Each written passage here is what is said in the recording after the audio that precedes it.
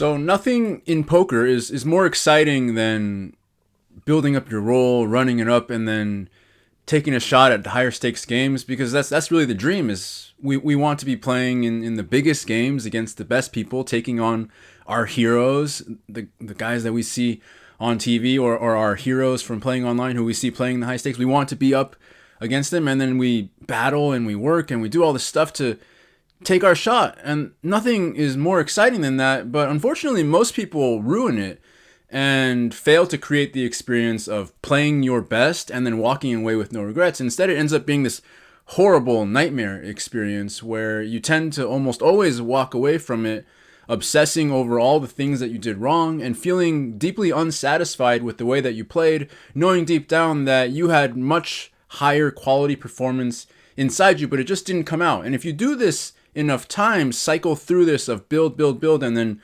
ruin it each time you get your shot to go up, it's really deflating to not just your momentum and building your bankroll and being able to move up, but also your passion for the game, your love for the game, because eventually it can start to feel like, I'm never going to make it. Am I doing the right thing? And this inability to play your best game when it really matters, when you move up to the highest stakes that you've been working towards, this inability can just ruin everything. So let's break down what you actually do when you go into the higher stakes arena, when you play the high roller event, when you play the bigger cash game, when you play against somebody who you recognize, who you've really looked up to. These are all similar experiences where you start to feel some pressure, some stress, some nerves kicking in, because you really do want to do well, and you're kind of worried that you won't. So people tend to go in one of two directions. Either you get into that, these players are better, I've got to do something special, I've got to make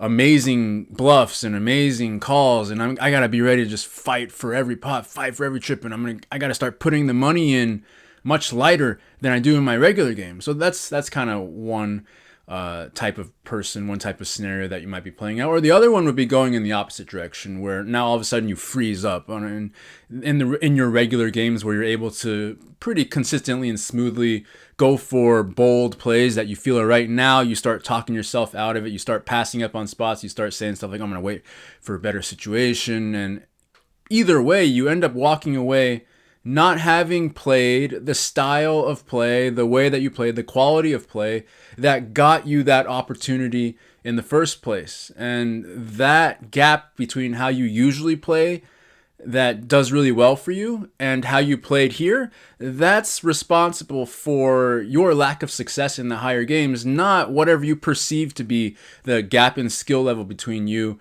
and your opponents you haven't played with. The big advantage that these players have who are established, who are well established playing these higher stakes games, is that they're used to it.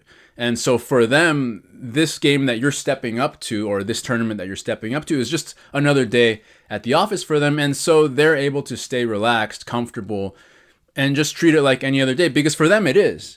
Whereas for you, it's the Super Bowl. It's the biggest day of your poker career. And so you've got this extra hurdle that you've got to deal with. So let's talk about how to deal with that.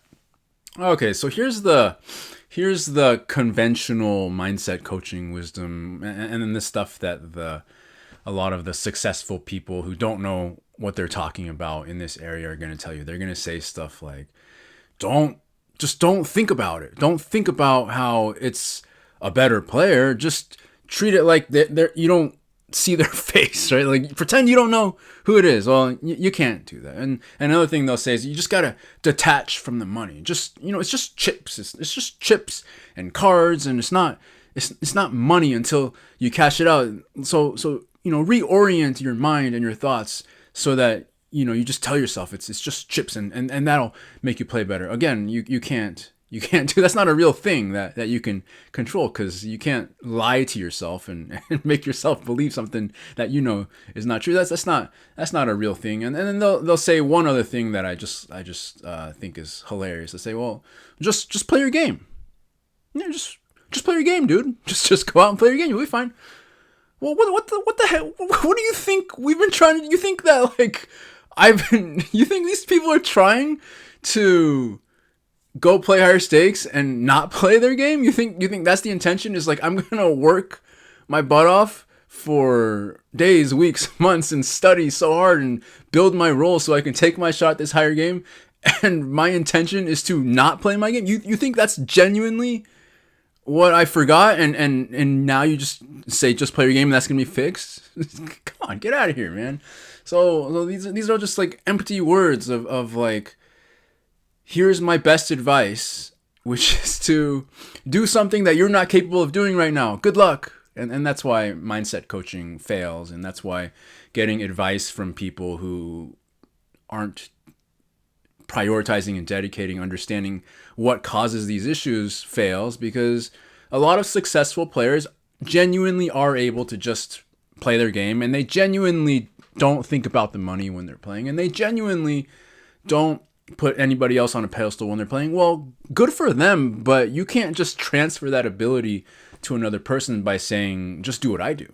No, they got there their way. I'm going to show you how you can get there your own way, in a way that's consistently repeatable, so that the end result will be you play as if it's just chips. You play as if you are just out there playing a game, but there's some steps you got to do in between. So the first thing you got to understand is that those things we talked about, of whether you are freezing up and getting real passive and passing on spots, or whether you're doing the thing where you're leveling yourself and saying, oh, I gotta play the greatest game of my life today. I gotta take it up another level. I gotta get super aggressive against, these players at higher stakes. Those things are not a problem. Right? So let that sink in. That's not the problem. That is just your reflection. It's a reflection of your current state. It's a symptom of your problem. The real problem is that you're having big emotions coming up because you have this thing that you really, really want to have happen. I want to step up, play bigger, win huge, and then step up again, or step up, win huge, and have everybody recognize how hard I work and how good I am. I really want that. And I'm nervous that I'm not going to be able to get that. So there's lots of emotions happening inside you around all that, because you genuinely care. So when you're not just letting yourself feel all of that, a lot of which is very uncomfortable, by the way, if you're not able to just be with those feelings, be present with all that discomfort, with all that excitement, then the symptoms start. I got to make something happen, or how am I going to just survive? See, those two extremes, they come from the same place of you not being present with those feelings. So stop trying to force yourself out of that state of, okay, just play my game, or it's just chips. Stop trying to like mentally force yourself out of that place, because it doesn't work. And instead recognize that, oh, if I'm behaving this way, that's my cue that I haven't done a good enough job of being present with these nerves, with this discomfort, with these feelings of excitement and desires. And reprioritize what you're going to do in this very moment to get present with those feelings, to actually feel them, maybe for the first time ever, instead of distracting yourself from them. Be present with them. Then all of a sudden you are you again.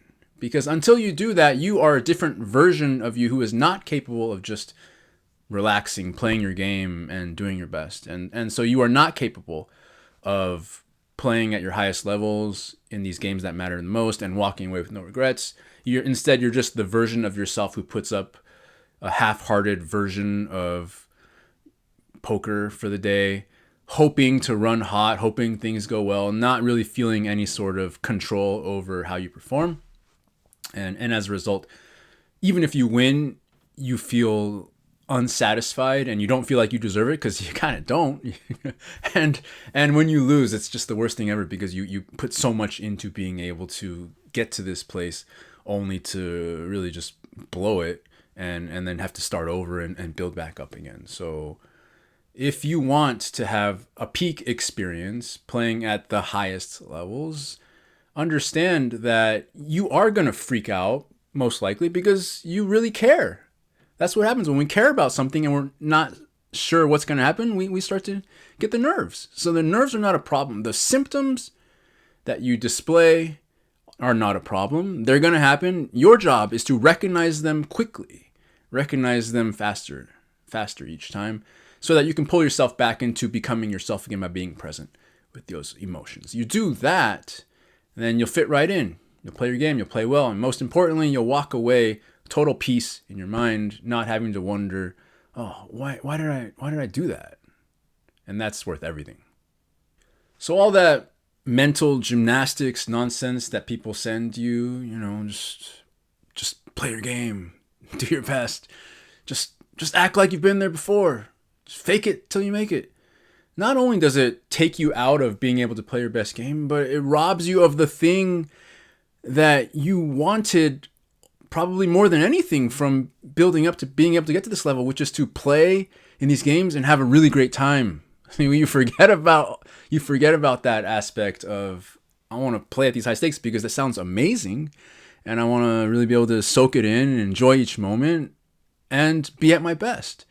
And when you're just in your head about, oh, I got to be different than I really am, well, that's just gonna rob you of the joy of the experience. So you gotta get out of the head, start feeling those feelings instead, and watch what happens. I promise you're gonna like it a lot. If you want to go deeper into this technique of recognizing instantly these symptoms that basically are indicating that you're not going to play well when you're moving up to these higher stakes games, and how to bring yourself back into being yourself, I highly recommend chapter 7 in my latest book, The Joy of Poker. It's here. We got them everywhere up in my room, but really it's on Amazon. So check it out.